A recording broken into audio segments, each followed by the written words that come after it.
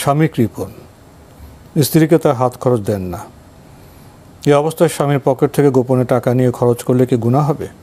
উল্লেখ্য, স্বামীর পকেট থেকে যাবৎ বহু টাকা নিয়েছে, কিন্তু স্বামী ট্যারই পাননি, বলতেও পারেন না তার পকেটে কত টাকা ছিল আর কত টাকা খোয়া গেছে। অথচ প্রয়োজনে সামান্য টাকা চাইলে বলে পরে পরে, এখন হবে না, টাকা নেই, খুব কষ্টে আছি। স্বামীর এমন আচরণ কি ঠিক আছে? ইসলাম স্ত্রীর সাথে স্বামীকে কেমন আচরণ করতে বলেছে?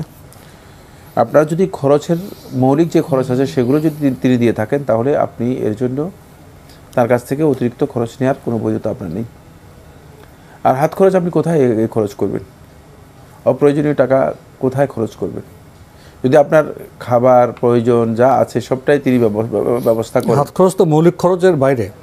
হ্যাঁ, না, হাত খরচ বলতে আসলে আর কি বোঝায়? হাত খরচ বলতে মানে তিনি কি কারণে খরচ করবেন, কি কাজে খরচ করবেন, আদৌ কোনো প্রয়োজন আছে কিনা, সেটাই একটা বিষয়।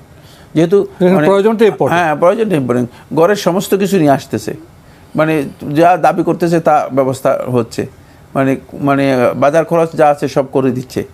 তার ব্যক্তিগত প্রয়োজনীয় জিনিস, তাও যদি ব্যক্তিগত প্রয়োজনীয় জিনিস যেগুলো আছে সেগুলো কি করতেছেন, নিয়ে আসতেছেন। তো যদি এমন হয় তাহলে তাকে আবার অতিরিক্ত হাত খরচ কী জন্য দেবে? আদৌ কি কোনো প্রয়োজন আছে কিনা? ইসলামী শরীয়ত এটাকে প্রয়োজন মনে করে না। সুতরাং এই প্রয়োজনের বাইরে যে খরচটি আপনি করছেন এবং স্বামীর পকেট থেকে নিয়ে যাচ্ছেন, সেটা আপনার জন্য বৈধ হবে না। হ্যাঁ, যদি সুনির্দিষ্ট কোনো খরচ থাকে আপনার, যে খরচটা আপনার প্রয়োজন কিন্তু তিনি দিচ্ছেন না, তার কাছে চেয়েছেন তিনি দেন নেই, সবসময় প্রয়োজন হয় না, তো কোনো মাসে প্রয়োজন হলো, তার কাছে চেয়েছেন দেন নেই, তাহলে সেটা একটা ভিন্ন মাসআলা, ভিন্ন বিষয় আসতে পারে। তার সামর্থ্য আছে, অর্থ আছে, দিচ্ছে না। হ্যাঁ, কিন্তু এমনি সামর্থ্য আছে অনেক, তার আপনাকে সমস্ত টাকা সে দিতে হবে এটাও শর্ত নয়। কারণ আপনার প্রয়োজন যে যতটুকু ততটুকু আপনাকে খরচ দিলেই যথেষ্ট। সেক্ষেত্রে আপনি স্বামীর পকেট থেকে যে অন্যায়ভাবে যে টাকা নিচ্ছেন, এটা আপনার জন্য হারাম হচ্ছে। এতে আপনি কবিরা গুনাহকারী হবেন এবং আমানতের খেয়ালকারী হবেন। কারণ ওয়াল মারআতু মাসউলাতুন ফি বাইতি যাওজিহা, নারী তার স্বামীর ঘরের দায়িত্বপ্রাপ্ত, তাকে জিজ্ঞেস করা হবে তার ঘরের যত আমানত আছে এই আমানত সম্পর্কে। আমানতের রক্ষক, আমানতের রক্ষক।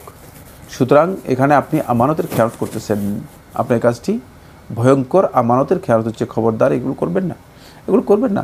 প্রয়োজন চেয়ে নেন, সেটা সবচেয়ে উত্তম।